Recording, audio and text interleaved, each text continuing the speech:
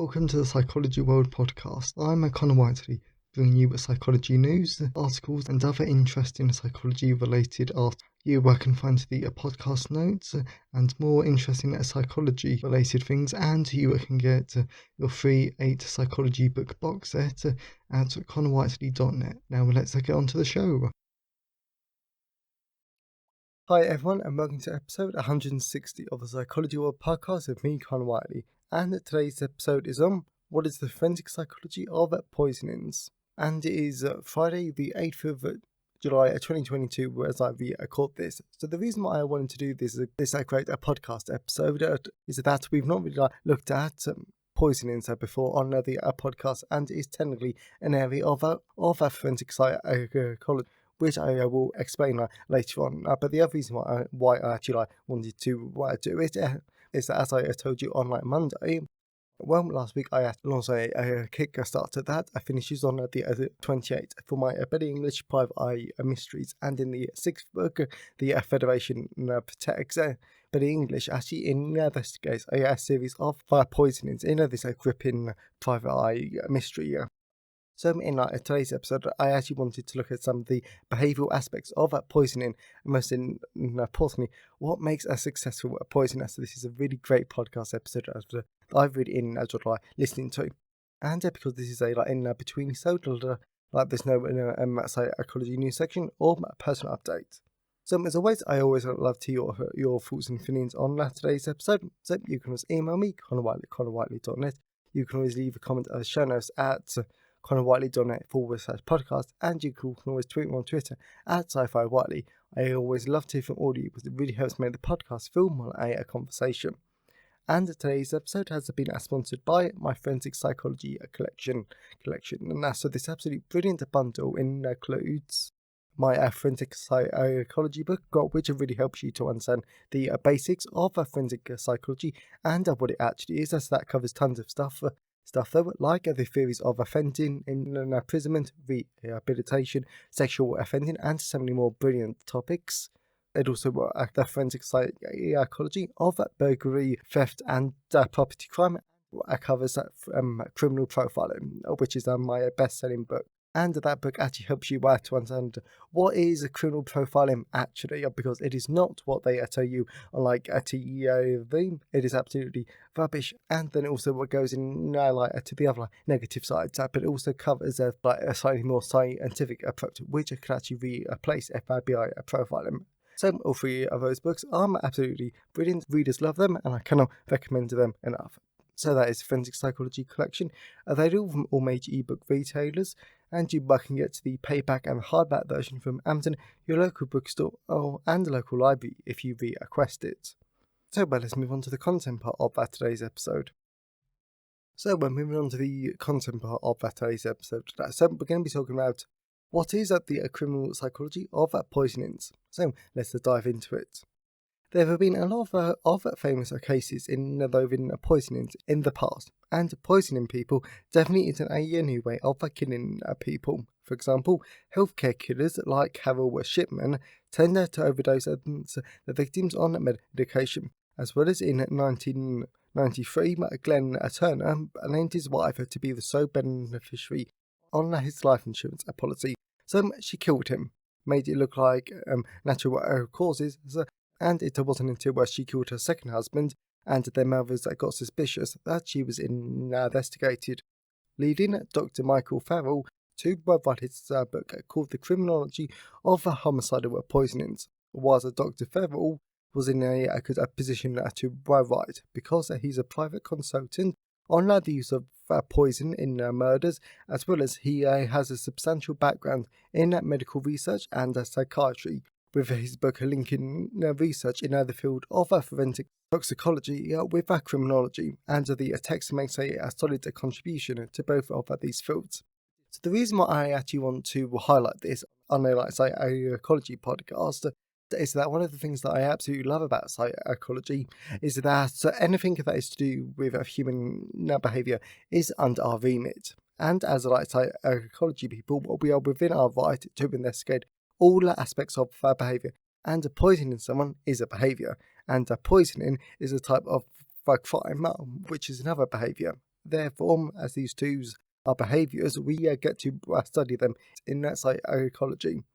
Hence why I'm talking about it on a psychology podcast. Furthermore, Dr. Ferrell goes beyond simply describing how murderous poisonings fit with the most popular criminology theories as to why people kill, but he also examines the deadliness and the nature of different poisons, provides a history, identified trends in poisoning, and it shows the offender traits and victim characteristics. And of course, we know from forensic psychology that we always need to be wary of these offender traits and victim characteristics because they can be inaccurate and just plain unhelpful. But it's still good, I say in inverted commas, to make a reference at the very least. Then Dr. Ferrell also discusses issues for prosecutors and investigators taking a poisoning case to a trial. The criminal psychology of poisoners. However, what we are actually interested in on the podcast is that poisoners actually have a lot on their side when they poison someone, since the case reconstruction often depends on the largely circumstantial evidence, with an emphasis on the killer's motive. For example, Christine Romson was having an affair, and her husband supposedly died of an overdose because she wanted everyone to believe that he had committed suicide. But he was very well known to be averse to taking pills, and the suicide note and roses petals that she had left behind made no sense at all. Then, after years of family members protesting the police and getting the police to admit their errors, the investigators finally decided that something was wrong.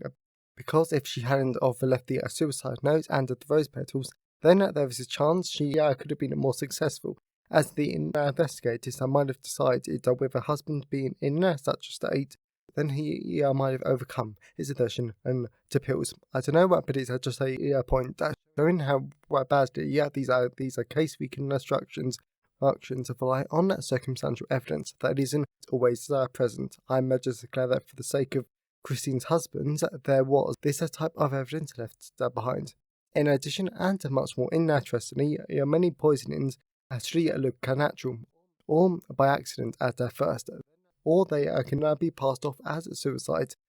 Yet, if the circumstances look suspicious, even if only by a little, then they should be investigated. Of course, not all of them are, but still.